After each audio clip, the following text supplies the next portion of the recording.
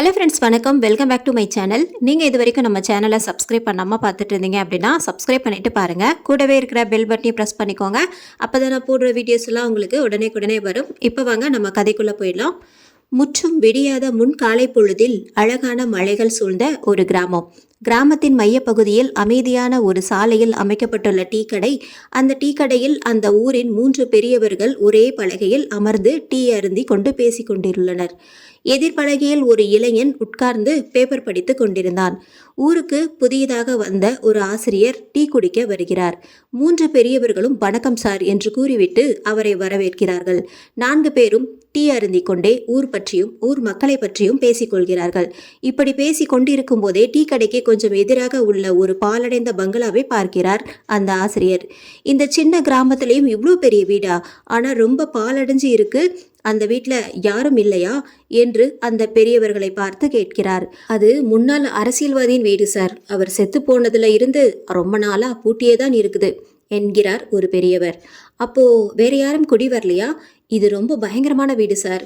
உள்ளே ஏதோ பேயெல்லாம் இருக்குன்னு சொல்லிட்டு இருக்காங்க. அவர் செத்து 3 வருஷம் ஆச்சு. அதில் இருந்து இன்னும் யாரும் குடி வரல. இந்த காலத்திலையும் இன்னும் பேயெல்லாம் இருக்குன்னு நம்பிக்கிட்டு இருக்கீங்க? அப்படி சொல்லுப்பா என்று பேச ஆரம்பித்தார் இன்னொரு பெரியவர். இந்த காலத்திலையும் பேய் பிசாசெல்லாம் இருக்குன்னு சொன்னா யாராவது நம்புவாங்களா? இந்த அரசியல்வாதி அப்பவே ரொம்ப செல்வாக்கான ஆளு. அவரோட சொத்து மதிப்பு அப்பவே எத்தனையோ கோடி. அவர் செத்ததுக்கு அப்புறம் யாரும் வந்து அவரை பார்க்கல. ஊர் மக்கள் தான் ஒன்னா சேர்ந்து எரிச்சாங்க. குழந்தை குட்டின்னு இருந்தா பின்னாடி அவங்க எடுத்துப்பாங்கன்னு கல்யாணம் கூட பண்ணாம அனாதையாவே செத்து போயிட்டாரு. அப்ப அந்த பணம் நகையெல்லாம் எங்கே போயிருக்கும்? அவருக்கு இருந்தது இந்த ஒரே ஒரு வீடு மட்டும்தான். கண்டிப்பா இந்த வீட்டுக்குள்ளதான் எல்லாமே இருக்க முடியும். அதை யாரும் எடுத்துடக்கூடாதுன்னு தான் அதுல பேய் இருக்குன்னு கட்டம் கட்டிட்டு இருக்காங்க. அட, அப்படி பேயும் பிசாசும் இல்லைனா நீங்களே போய் அந்த நகையை எடுத்துக்கலாம்ல என்று கூறிக்கிட்டே இன்னொரு பெரியவர் சொன்னார். பேய் பிசாசெல்லாம் இல்லை சார். ஆனால் தினமும் நைட்டு 8 மணி ஆனால் ஏதோ ஒரு பொண்ணு கத்துற சவுண்ட் மட்டும் அந்த பங்களால இருந்து கேட்டுக்கிட்டே இருக்கும். எல்லோரும் அந்த வீட்டை பார்த்து பயந்துக்கிட்டே இருக்கணும்னு தான் அந்த வீட்டுக்குள்ள யாரோ இந்த மாதிரி ஒரு அலாரம் செட் பண்ணி வச்சிருக்காங்க. இப்படியே அந்த 3 பெரியவங்களும் வேறு வேறு கதைகளை கூற பயத்தில் அந்த ஆசிரியர் அந்த இடத்தை விட்டு நகர ஆரம்பிக்கிறார். என்ன சார், டீ கூட குடிக்காம கிளம்புறீங்க என்கிறார் ஒரு பெரியவர். ஐயா, நான் ரொம்ப பயந்த சுபாவம். இப்படி ஒரு விஷயம் இந்த ஊர்ல இருக்குன்னு முன்னாடியே தெரிஞ்சிருந்தா இந்த ஊர் பக்கமே தலையை கூட வச்சிருக்க மாட்டேன். பத்தாததுக்கு இந்த வீதியில தான் என்னோட வீடும் இருக்கு. இன்னும் கொஞ்ச நேரம் உங்ககிட்ட பேச்சு கொடுத்தா இன்னைக்கு நைட்டு நான் தூங்குன மாதிரி தான். அதான் நான் கிளம்புறேன். என்ன சார், இந்த காலத்திலயும் பேய் பிசாசு இருக்குதான்னு நீங்க தான் சொன்னீங்க. ஆனா நீங்களே இப்படி பயந்து கிளம்புறீங்க. நான் ஏதோ சின்ன பிரச்சனையா இருக்கும்னு நினைச்சுதான் கேட்டேன். ஆனா நீங்க சொல்றத பார்த்தா இந்த வீடு ரொம்ப பயங்கரமானதா இருக்கும் போல. என்னைய விடுங்க, நான் கிளம்புறேன். அந்த இடத்தை விட்டு கிளம்புகிறார் அந்த ஆசிரியர். இதையெல்லாம் எதிர்பலகையில் பேப்பர் படிக்கும் இளைஞன் கேட்டுக்கொண்டு இருக்கிறான். அவனும் சாதாரணமானவன் அல்ல. தன் சொந்த ஊரிலேயே திருடி மாட்டிக்கொண்டதால் அவர்களிடமிருந்து தப்பித்து இங்கு வந்தவன்தான். ஆனால் வந்த முதல் நாளே இவனுக்கு இப்படி ஒரு அதிர்ஷ்டம் அடிக்கும் என்று அவன் நினைத்து கூட பார்க்கவில்லை. இவ்வளவு தூரம் இவங்க உறுதியா சொல்றாங்கன்னா அப்போ கண்டிப்பா உள்ள நிறைய பணம் இருக்கும். எப்படியாவது அதை எடுத்தே ஆகணும். ஒருவேளை இவங்க சொல்ற மாதிரி பேய் எதுவும் இருந்தா பணத்துக்கு ஆசைப்பட்டு உள்ள போய் நம்மளை அது கொண்டுட்டா? வேண்டாம், இந்த ஊரிலேயே தங்கி உண்மையாவே பேய் இருக்கான்னு தெரிஞ்சுப்போம். இவ்வாறு யோசித்து கொண்டிருக்கும் போதே அருகில் இருக்கும் டீ கடையை பார்க்கிறான். இந்த பங்களாவை நாம கண்காணிக்க இந்த டீ கடை தான் சரியாக இருக்கும். போய் ஏதாவது வேலை கேட்டு பார்ப்போம். டீ கடைக்காரர் அருகில் சென்று தான் குடித்த டீக்கு காசை கொடுத்துவிட்டு, அண்ணன், நான் ஊருக்கு புதுசு, ஏதாவது வேலை இருந்தா கொடுங்களேன். இங்கே என்னப்பா வேலை இருக்கு? டீ கிளாஸ் கழுவுற வேலை தான் இருக்கு. அது மட்டும் இல்லாமல் நீ வேற ஊருக்கு புதுசுன்னு சொல்ற. உன்னை நம்பி நான் எப்படி வேலை தர்றது? அப்பா கடன் வாங்கியே செத்து போயிட்டாரு. அவர் கடனை கட்ட முடியாததால ஊர் மக்கள் ஊரை விட்டே என்னை அடித்து துரத்தி விட்டாங்க. எனக்கு வேற யாரும் இல்லை. 3 வேளை சோறு மட்டும் போடுங்க, போதும். ஆயுசு முழுக்க உங்கள் கடையிலேயே இருப்பேன். சற்று யோசித்துவிட்டு டீ கடைக்காரர், உன்னை பார்த்தா பாவமாக தான் இருக்கு, அதனால கொடுக்குறேன். 3 வேளை சாப்பாடு, வாரத்துக்கு 800 ரூபாய் சம்பளம். 7 நாளும் வேலை பார்க்குற மாதிரி தான் இருக்கும். உனக்கு சரின்னா இங்கேயே வேலை பாரு. எனக்கு 3 வேளை சாப்பாடு போட்டாலே போதும் என்று சொல்லிவிட்டு வேலையை பார்க்க தொடங்கினான். அன்று வேலைக்கு சேர்ந்த முதல் நாளே வீதியில் சென்ற எல்லோரையும் நோட்டமிட தொடங்கினான். யார் யாரெல்லாம் செல்லும்போது பங்களாவை பார்த்துவிட்டு செல்கிறார்கள், யார் யாரெல்லாம் பங்களாவை பற்றி பேசிவிட்டு செல்கிறார்கள் என்று எல்லாவற்றையும் நோட்டமிடுகிறான். அந்த நேரத்தில் எந்த இடத்தில் தங்கி இருக்க கடைக்காரர் கேட்க, அதான் ஊருக்கு புதுசுன்னு சொன்னேனே, எங்க தங்குறதுன்னு தெரியல, வேணும்னா இந்த கடையிலே தங்கிடவா? அவன் கேட்டதும் மறுமொழியே கடைக்காரர், அதெல்லாம் இங்க தங்க முடியாது. அவங்க பேசிட்டு இருந்ததை கேட்டுட்டு இருந்தல்ல, 7 மணிக்கு மேல இந்த வீதியில யாரும் நடமாட மாட்டாங்க. அந்த வீட்டோட மோகினி பிசாசு இந்த வழியா தான் நடந்து போகும்னு சொல்லுவாங்க என்று கூறியவுடனே அந்த இளைஞனின் முகத்தில் சற்று பயம் தெரிந்தது. மோகினி பிசாசு வருமா? ஆமா, அதனால தான் சொல்றேன், ஒழுங்கா என் கூட வந்து இரு, கண்டிப்புடன் அவர் கூறினாலும் அந்த இளைஞன் விட்டபாடில்லை. இந்த காலத்திலேயும் இப்படி பேயெல்லாம் இருக்குன்னு நம்புறீங்களே, அதை நினைச்சாதான் எனக்கு சிரிப்பா இருக்கு. என்ன ஆனாலும் பரவாயில்லை, நான் இங்கேயே இருக்கிறேன். அவன் மனதில் பயம் இருந்தாலும் பணமேல் இருந்த மோகம் பேயை கூட ஒரு கை பார்த்து விடுவோம் என்ற நம்பிக்கையை அவனுக்கு தந்தது. சொன்னா கேட்க மாட்டேங்கிற, இன்னைக்கு ஒரு நாள் இருந்து பாரு, காலையில உயிரோடு இருந்தா உன்னை வந்து பார்க்கிறேன் என்றெல்லாம் பேசிவிட்டு மாலை 6 மணி ஆனதுமே கடையை எடுத்து வைப்பதில் மும்முரமாக இருந்தார் கடைக்காரர். மணி 6:30 ஆனது. கடையை பூட்டிவிட்டு கிளம்ப தயாரான கடைக்காரர் கடைசியாக ஒரு முறை அவனை தன் கூட வர சொன்ன போதும் அவன் வரமாட்டேன் என்று வலுக்கட்டாயமாக இருந்தது அவர் மனதில் பெரும் பயத்தை உண்டாக்கியது. என்னதான் வெளியே வீராப்பா பேசினாலும் இவன் மனதிலும் பிசாசு வந்துவிடுமோ, வந்து நம்மை கொன்றுவிடுமோ என்ற பயம் அவன் மனதில் இருந்து கொண்டேதான் இருந்தது. அன்றைய நாளின் மணி 6:45 ஆனது. அப்போது வீதியில் வந்து சென்றவர்களும் அடுத்த நிமிடம் இல்லாமல் போனார்கள். ஆளே இல்லாத வீதியில் கடைக்கு வெளியே உள்ள பலகையில் இவன் ஒருவன் மட்டும் உட்கார்ந்து கொண்டு அந்த பங்களாவையே உற்று பார்த்து கொண்டிருந்தான்.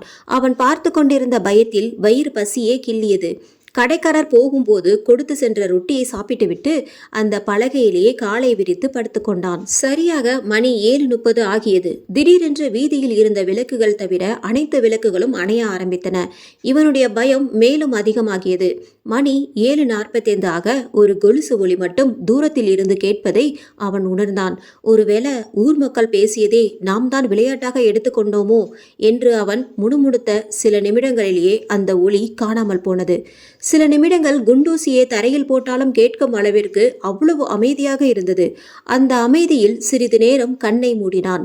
மணி 8 ஆனது. திடீரென்று அந்த பங்களாவில் இருந்து வந்த ஒரு அதீத சத்தம் பலகையில் இருந்த அவன் கீழே விழும் அளவிற்கு பயங்கரமாக இருந்தது. அது ஒரு பெண் கத்தும் சத்தம் என்பதை உணர்ந்தான்.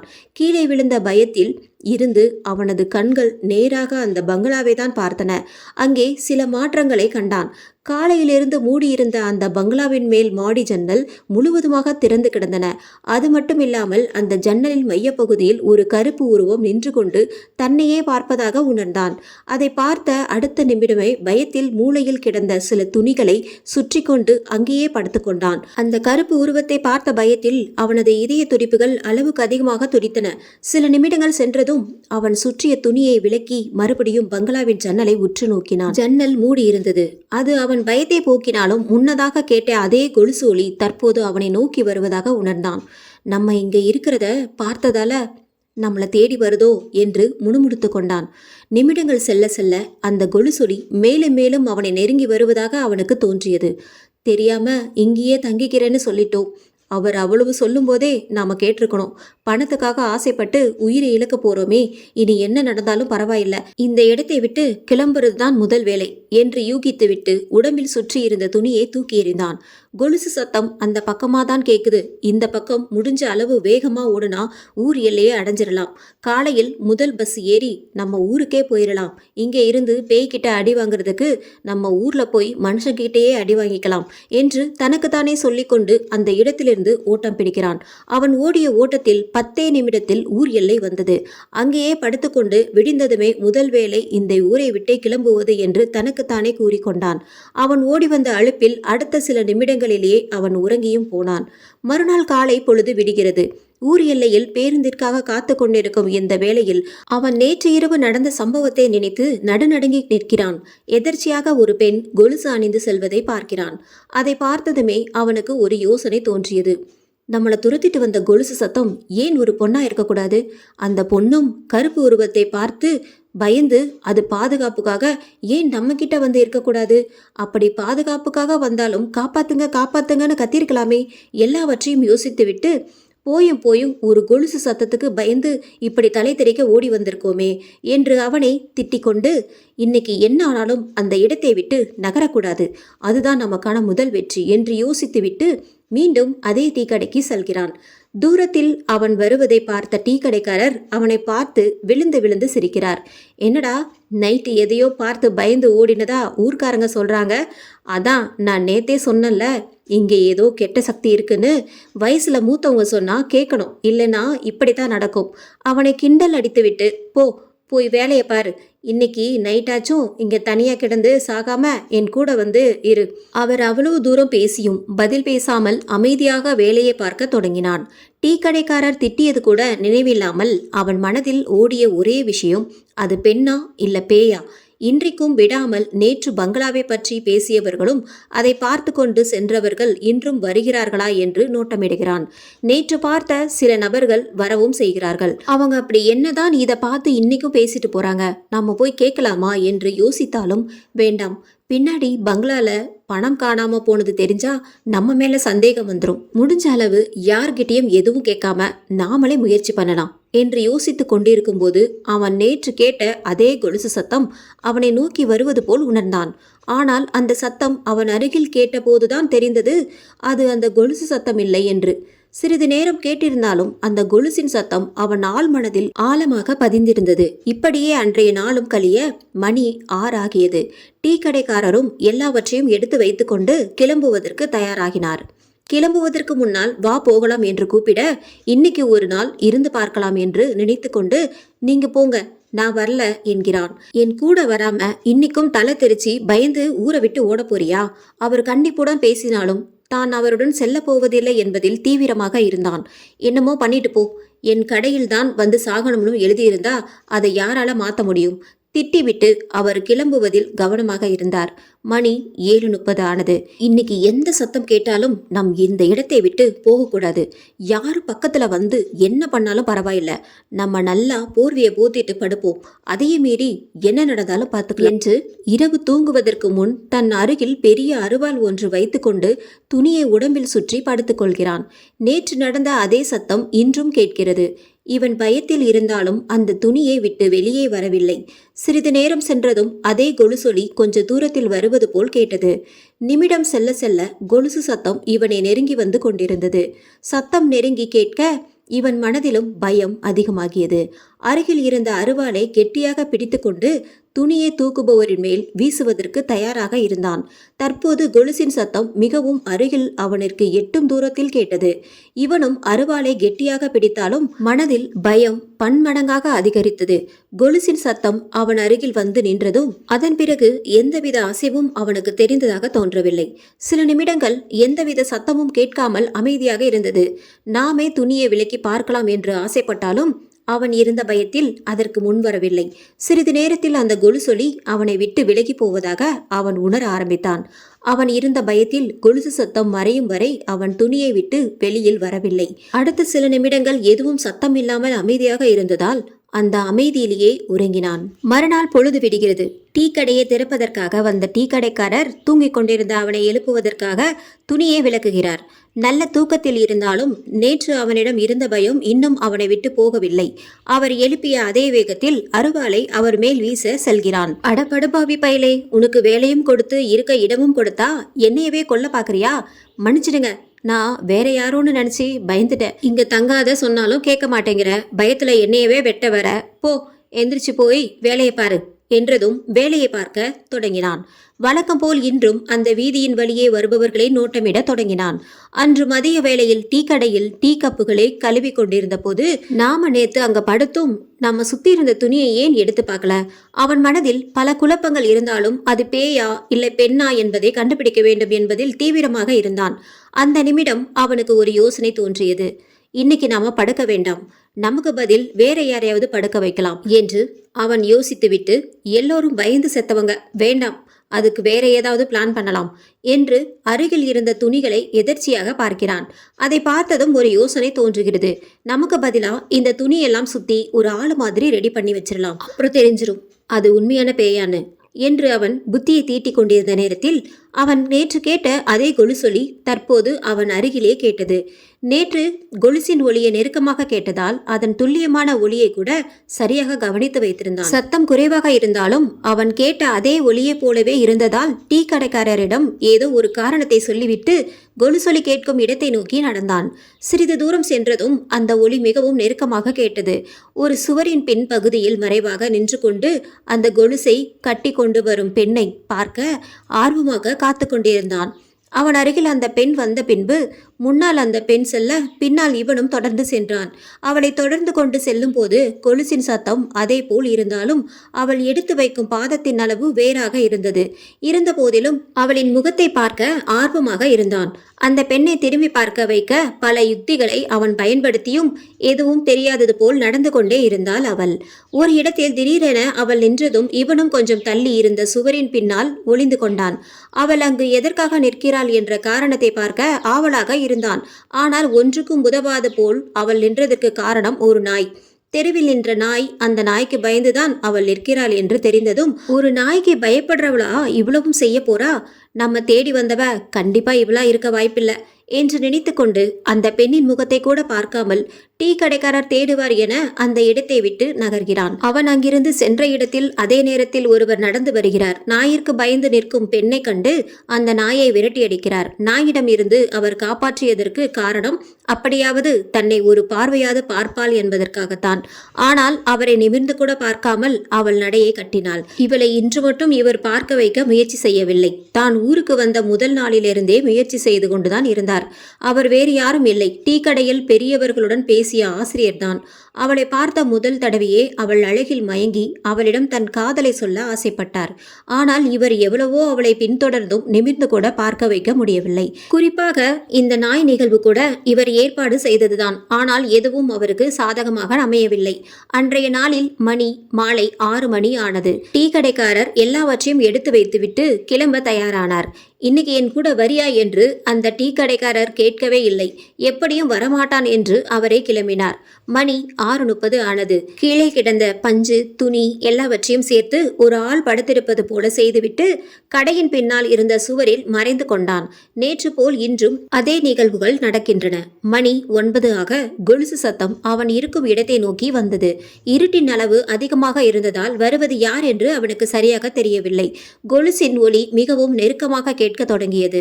அடுத்த சில நிமிடங்கள் அவன் கண்ட காட்சி அவன் மனதில் பெரும் மாற்றத்தை ஏற்படுத்தியது. அங்கு வருவது பேயும் இல்லை, பிசாசும் இல்லை. அது ஒரு பெண். சிவப்பு நிற புடவையில் முகம் சுத்தமாக தெரியாத அளவிற்கு முடியினால் மறைத்து வைத்திருந்தாள். இப்பவே போய் அவளை புடிச்சி ஊர் மக்கள் கிட்ட ஒப்படைக்கலாம் என்று யோசித்தவன், நமக்கு எதுக்கு தேவையில்லாத வம்பு? நமக்கு தேவை பங்களா உள்ள போகணும், அவ்வளவுதான். நாம வர்றதை பார்த்து ஓடுனாலும் ஓடிடுவா. இவளை வச்சுதான் நாம உள்ள போகணும். அதனால இன்னைக்கு வேண்டாம், போனா போகட்டும், நாளைக்கு பார்த்துக்கலாம் என்று அவள் துணியின் அருகில் சில நிமிடம் நின்று போகும் வரை வேடிக்கை பார்க்கிறான். திரும்பி சென்றவள் பங்களா அருகில் இருக்கும் இருட்டான செடிகளுக்குள் செல்கிறாள். அவள் சென்றதும் பின்னால் இருந்த ஒரு கல்லில் படுத்து உறங்குகிறான். மறுநாள் காலையில் டீ கடைக்காரர் வருவதற்கு முன்னரே எழுந்து கடையை திறப்பதற்கு காத்து கொண்டிருக்கிறான். இத்தனை நாட்கள் இல்லாதது போல் அவன் மனதிலும் முகத்திலும் மகிழ்ச்சி பொங்கியது. ஆனால் அவர் வருவதற்கு நேரம் அதிகமாக இருந்ததால் ஆள் நடமாட்டமும் இல்லாததால் அவள் நேற்று சென்ற இடத்தை நோக்கி நடக்கத் தொடங்கினான். செடிகள் நிறைந்த ஒத்தையடி பாதைக்குள் நுழைந்து 2 மரங்களுக்கு நடுவே சிவப்பு நிறத்தில் இரும்பால் செய்யப்பட்ட கதவு போல் இருப்பதை காண்கிறான். அது மட்டுமில்லாமல் பங்களாவின் பின்னால் தான் இருக்கிறோம் என்று உணர்ந்தவன் நிச்சயமாக இது பங்களாவின் கொல்லைப்புற கதவாக இருக்க வேண்டும் என்று யூகித்து, இப்படி ஒரு கதவு இருப்பது ஊர் மக்களுக்கு தெரிந்திருக்க வாய்ப்பில்லை. அதனால்தான் அந்த பெண் உள்ளே செல்வதற்கு இந்த கதவை பயன்படுத்தி இருக்க வேண்டும் என்று நினைத்து கொண்டு நேரமானதால் கடையை நோக்கி நடையை கட்டினான். கடை வந்து சேர்ந்ததும் கடைக்காரரும் சரியாக வந்து நிற்க வேலையை பார்க்க தொடங்கினான். இன்னைக்கு நைட் அவளை எப்படியாவது பிடிச்சி பங்களால இருக்கிற பணத்தை எடுத்துட்டு நைட்டோட நைட்டா ஊரை விட்டே ஓடிடணும் என்று திட்டம் தீட்டி கொள்கிறான். அவன் மனதில் இன்னையோடு நம்ம கஷ்டமெல்லாம் காணாம போக போகுது, இன்னையிலிருந்து நாம கோடீஸ்வரன், பணம் எடுத்ததுமே சென்னைக்கு கிளம்புறோம் என்றெல்லாம் கற்பனை செய்து கொண்டு அன்று முழுவதும் சுறுசுறுப்புடன் வேலை பார்த்தது மட்டுமல்லாமல் 7 மணி எப்போது ஆகும் என்று காத்து கொண்டிருந்தான். மணி 6:30. இந்த 3 நாட்கள் அவன் மேல் இருந்த நம்பிக்கையில் கடையின் சாவியை அவனிடமே கொடுத்துவிட்டு செல்கிறார் டீ கடைக்காரர். பல கோடி கிடைக்கிறது மட்டும் இல்லாம டீ கடை வேற எக்ஸ்ட்ரா கிடைக்க போகுது என்று கடையை மூடிவிட்டு மீண்டும் தன் தன்மேல் துணியை சுற்றி கொண்டு கொலுசு சத்தத்திற்காக காத்து கொண்டிருந்தான். பல நிமிடங்கள் ஆகியும் கொலுசு சத்தம் தூரமாக கூட கேட்கவில்லை. அது மட்டுமில்லாமல் பெண் கத்தும் சத்தமும் கேட்கவில்லை. சுற்றி இருந்த துணிகளை விலக்கிக் கொண்டு பங்களாவின் ஜன்னலை பார்க்கிறான். ஜன்னலும் மூடியேதான் இருந்தது. நேரம் செல்ல செல்ல இனி இங்கே இருந்தா டைம் தான் வேஸ்ட், நமக்கு தான் வழி தெரியுமே, நாமளே உள்ள போய் இறங்கி பார்க்கலாம் என்று துணிகளை தூக்கி எறிந்துவிட்டு இருட்டான செடிகளுக்குள் நுழைகிறான். இருட்டில் தடுமாறி காலையில் அவன் பார்த்த கதவை கண்டு பிடிக்கிறான். கதவில் பூட்டு தொங்கியதால் திறக்க முடியாது என்று உணர்ந்து கதவின் மேல் ஏறி உள்ளே குதிக்கிறான்.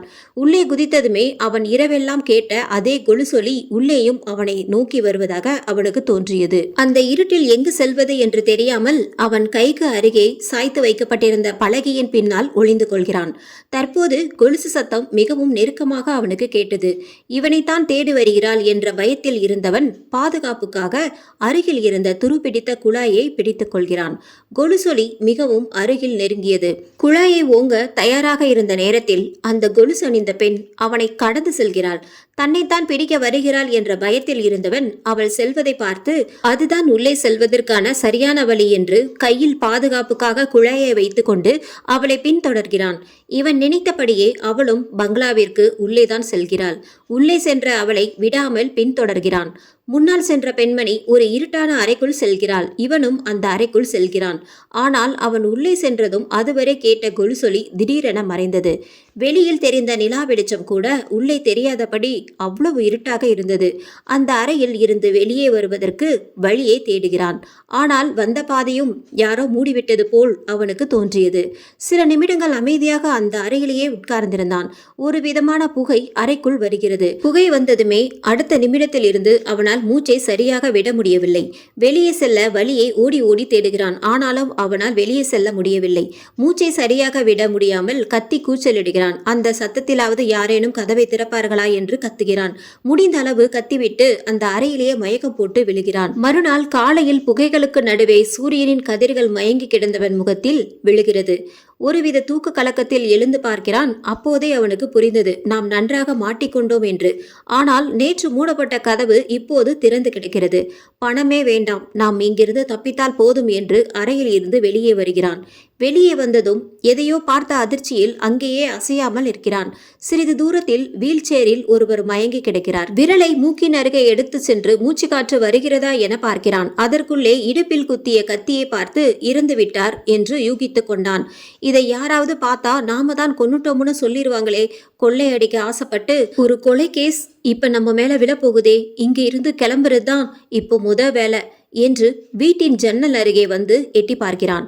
வெளியே சுமார் 15 பேர் நின்று கொண்டு பங்களாவில் இருந்து வெளியே வந்த புகையை வைத்து புரளி பேசிக்கொண்டு இருந்தனர். இப்ப வெளியே போனாலும் உள்ள இருந்தாலும் நம்ம நல்லா மாட்டிப்போம். பணம் கிடைக்கலனாலும் பரவாயில்ல, தப்பிக்க ஏதாவது வழி இருக்கான்னு பார்ப்போம் என்று வெளியே இருப்பவர்கள் கண்களில் படாதவாறு மறைந்து மறைந்து தேடுகிறான்.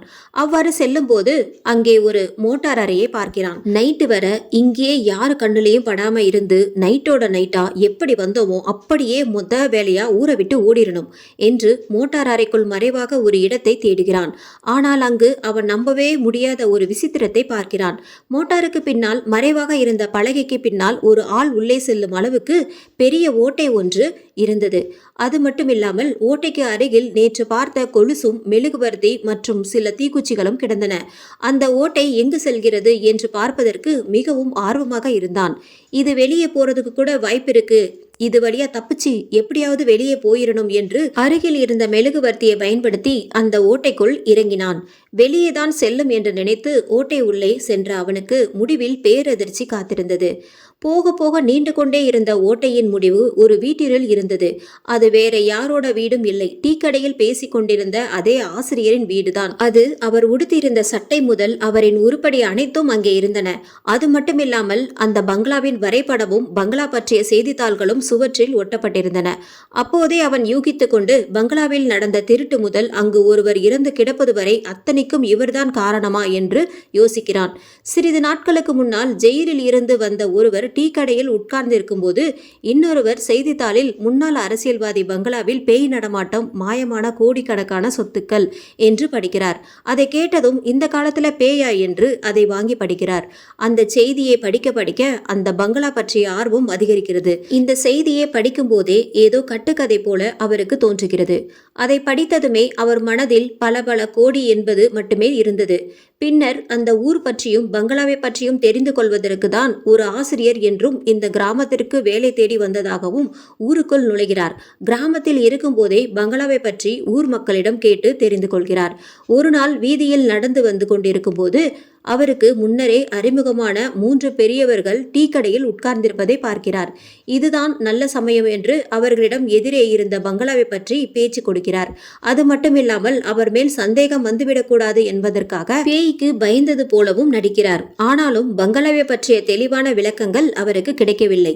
எதுவும் சரியாக வருவது போல் தெரியவில்லை. நாமே உள்ளே சென்று பார்த்துவிடலாம் என்று நினைத்தவர் யாருக்கும் தெரியாமல் உள்ளே எப்படி செல்வது என்று திட்டம் தீட்டிவிட்டு பூமிக்கு அடியில் ஓட்டை போட்டு செல்லலாம் என்று ஒரே நாளில் பங்களா வரை ஓட்டை போடுகிறார். அடுத்த நாள் இரவே ஓட்டை மூலமாக பங்களாவின் பின்பகுதியின் மோட்டார் அறையை அடைகிறார். ஒரு விதமான கொலுசொலி கேட்க அது எங்கே கேட்கிறது என்று தேடி செல்கிறார். கையில் சில பாத்திரங்களை வைத்துக்கொண்டு ஒரு பெண் அவருக்கு முன்னால் நடந்து செல்கிறாள். இந்த பெண் தான் எல்லாவற்றிற்கும் காரணம் என்று நினைத்தவர் இவள் முகத்தை பார்த்துவிட வேண்டும் என்று ஆர்வமாக இருந்தார். ஒரு அறைக்குள் நுழைய அவள் திரும்பிய போது நிலா வெளிச்சத்தில் அவள் முகம் நன்றாக தெரிந்தது. இப்போதைக்கு இது போதும் என்று பெண்ணின் முகத்தை நன்றாக பார்த்து கொண்டு அங்கிருந்து கிளம்பினார். அதன் பின்னர் ஊரில் எல்லா இடத்தை சுற்றியும் அவரால் அந்த பெண்ணை கண்டுபிடிக்க முடியவில்லை. ஒரு நாள் எதர்ச்சியாக வீதியில் ஒரு கடையில் நின்று பேசிக் கொண்டிருக்கும் போதே அதே பெண் கடைக்கு வருகிறாள். சிறிது நேரம் பார்த்திருந்தாலும் அவள் முகம் நன்றாக நினைவில் இருந்தது. அது அவள்தான் என்று தெரிந்த பின்பு அன்று முதல் அவளை ஒருதலையாக காதலிப்பது போல் பின்தொடர ஆரம்பிக்கிறார். தன்மேல் காதலில் விழ வைத்தால் அந்த பங்களா பற்றியும் சொத்து பற்றியும் தெரிந்து கொள்ளலாம் என்று முயற்சி செய்கிறார். ஆனால் அவள் இவரை திரும்பி கூட பார்ப்பதாக இல்லை. இப்படியே பல நாட்கள் செல்ல அவரும் உள்ளே செல்ல பல வித்தைகளை கையாண்டும் எதுவும் அவருக்கு சாதகமாக அமைந்த பாடில்லை. ஆனால் வீட்டிற்குள் வேறு யாரோ இருக்கிறார்கள் என்பதில் மட்டுமே தெளிவாக இருந்தார். ஒரு நாள் மதிய வேளையில் வீட்டை பூட்டிவிட்டு கிளம்பும் போது அதே பெண் சாலையில் வந்து கொண்டிருந்தாள்.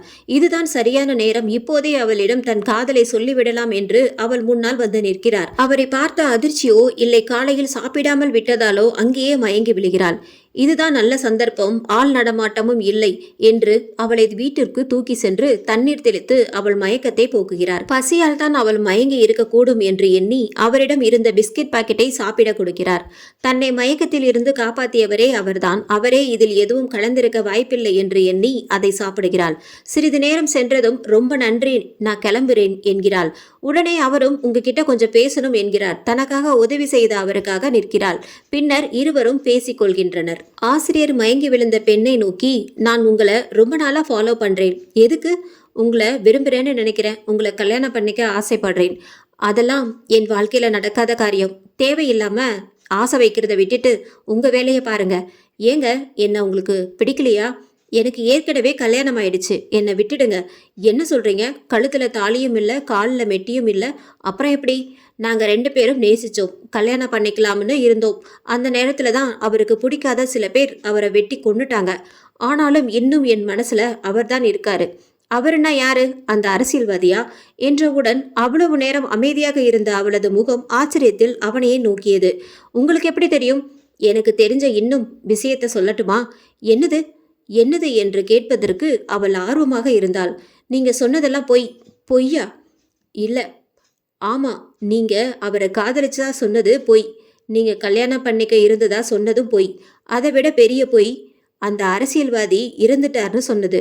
சற்று நேரம் வியப்பில் இருந்த அவள் இதற்கு மேல் பொய் சொல்லி வேலைக்கு ஆகாது என்று எண்ணி, உங்களுக்கு எப்படி தெரியும் என்று அவளே அவனிடம் சரணடைந்தாள். சொல்றேன் கேளுங்க என்று சிறிது தூரத்தில் அவர் தோண்டிய ஓட்டைக்கு அருகில் சென்று, இதோ இது வழியாதான் எல்லாத்தையும் கண்டுபிடிச்சேன்.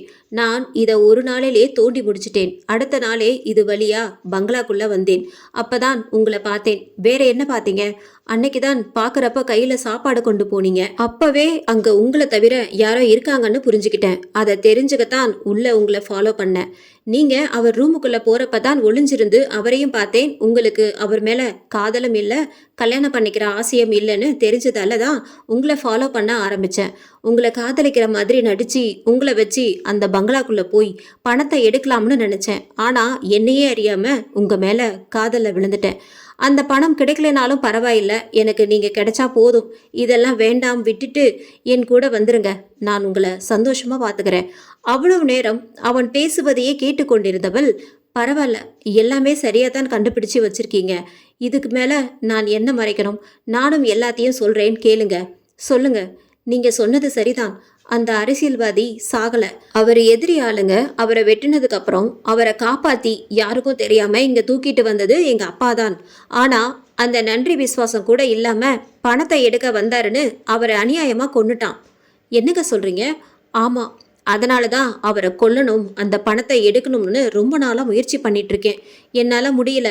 அவர் சாதாரணமான ஆள் இல்ல. 2 தடவை கொலை பண்ண முயற்சி பண்ணியும் அதை கண்டுபிடிச்சிட்டாரு. அதுல இருந்து என்னை அவர் ரூமுக்குள்ள விடக்கூட மாட்டாரு. சாப்பாடு கூட நான் சாப்பிட்டு காட்டின அப்புறம் தான் சாப்பிடுவாரு. அவருக்கு உதவ இருக்கிற ஒரே ஆளு நான் மட்டும்தான். அது மட்டும் இல்லாம அவரை பத்தி முழுசா தெரிஞ்சாலும் நான் மட்டும்தான். அதனால தான் என்னையும் இன்னும் கொல்லாம வச்சிருக்காரு. சாரிங்க, உங்களை தப்பா நினைச்சிட்டேன். பரவாயில்லைங்க, இதனால்தான் ஊருக்கு ஒதுக்குப்புறமா ஒரு வீட்டில் தங்கி இருக்கேன். தேவைன்னா மட்டும்தான் வெளியவும் வருவேன். அப்படி வந்தாலும் யார்கிட்டயும் முகம் கொடுத்து கூட பேச மாட்டேன். எத்தனையோ ஆம்பளைங்க என்னை கட்டிக்க என் பின்னால வந்து பார்த்தாங்க, என்னைய சீண்டியும் பார்த்தாங்க. ஆனா நீங்க தான் நான் எவ்வளோ அவாய்ட் பண்ணாலும் அமைதியா என் சம்மதத்துக்காக காத்திருந்தீங்க. அதனாலேயே எனக்கு உங்க மேல காதெல்லாம் வந்துச்சு. ஆனா என் பொழப்பு கெட்டு போயிடக்கூடாதுன்னு நான் எதுவும் உங்ககிட்ட பேசல என்று சொன்னவுடன் அந்த ஆசிரியரின் முகத்தில் மகிழ்ச்சி பொங்கியது. இப்ப சொன்னீங்கல்ல, இந்த ஒரு வார்த்தை போதுங்க எனக்கு. உங்களுக்கு தேவை பணம், அவரை கொல்லணும், அதானங்க? அதை நான் பண்றேன் உங்களுக்காக மட்டும். இல்லைங்க, அது அவ்வளவு ஈஸி இல்லை, ரொம்ப கஷ்டம். முயற்சி பண்ணா முடியாதது எதுவும் இல்லைங்க. நீங்க அங்க எல்லாம் என்னெல்லாம் பார்த்தீங்க? அந்த பணம் எங்க இருக்கு? எல்லாத்தையும் சொல்லுங்க. இன்னைக்கே அதை எடுத்துட்டு நைட்டோட நைட்டா ஊரை காலி பண்ணிட்டு போயிடலாம். சரி என்று அவளுக்கு தெரிந்தது எல்லாம் கூறுகிறாள். திடீரென்று ஆசிரியர், எதுக்கு இந்த 8 மணி ஆனா கத்துற சவுண்ட் எல்லாம் என்று கேட்கிறார். இதெல்லாம் இந்த அரசியல்வாதியின் பிளான் தான். பங்களாவுக்கு பின்னால இருக்கிற கேட்டு வழியா நான் வரும்போது அவர் பரம்பரை கொலுசுன்னு ஒரு கொலுசு கொடுத்தாரு. அதை தான் நான் போட்டு வரணுமாம். அதோட சத்தம் அவருக்கு துல்லியமா கேட்குமாம். அப்போதான் அவர் இருக்கிற மெயின் ரூமோட கேட்டை திறப்பாரு. நைட் 8 மணிக்கு நான் கத்துறது, அவர் இருக்கிற பங்களா ஜன்னல் வெளியே பேய் வேஷம் போட்டு நிக்கிறது எல்லாம் அவரோட பிளான் தான். அப்போதான் ஊர்க்காரங்க நம்மளை பார்த்து பயப்படுவாங்கன்னு சொல்லுவாரு. ஓ, இவ்வளோ விஷயம் பண்றாரா? அப்போ இவ்வளோ வருஷத்துல ஒரு ஆள் கூட உள்ள வந்து பார்க்கலையா? ஒரு ஆளா 2 ஆளா? கிட்டத்தட்ட 15 பேர் உள்ள வந்து பார்த்தாங்க.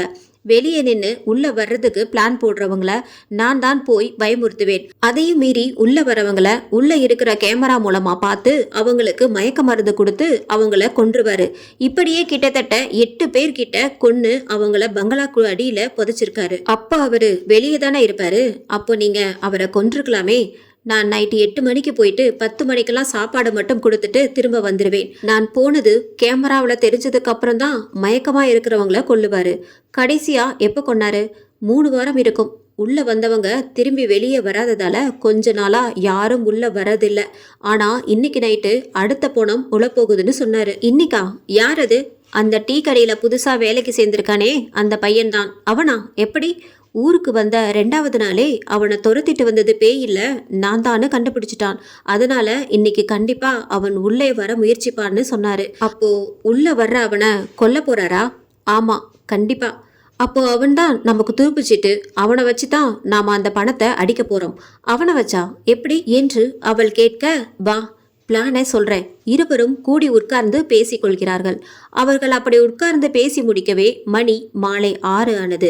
எல்லாவற்றையும் எடுத்துக்கொண்டு ஓட்டை வழியே உள்ளே செல்வதற்குள் மணி 8:30 ஆனது.